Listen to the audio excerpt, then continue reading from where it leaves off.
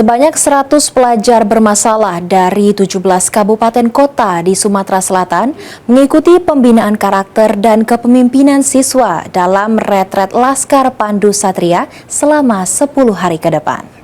2025.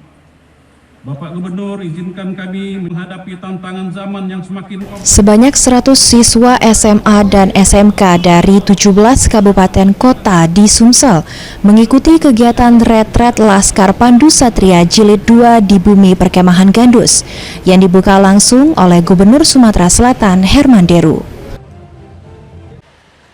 Program ini merupakan lanjutan dari kegiatan serupa yang telah sukses dilaksanakan sebelumnya sebagai upaya pembinaan karakter, motivasi, dan kepemimpinan bagi siswa yang terdaftar dalam program bimbingan konseling di sekolah masing-masing.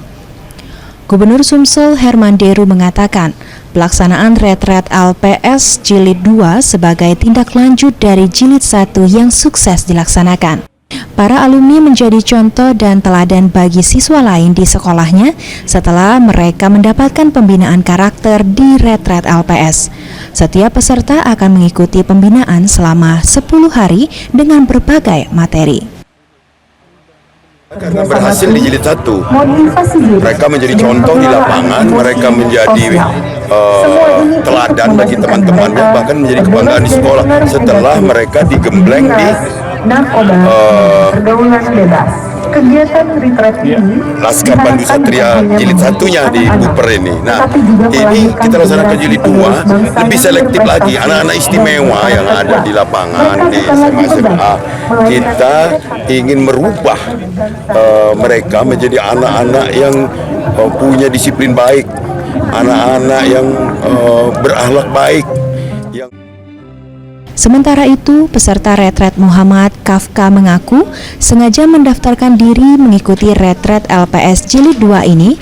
Dirinya sudah menyiapkan mental, kedisiplinan untuk mengikuti retret yang digelar selama 10 hari.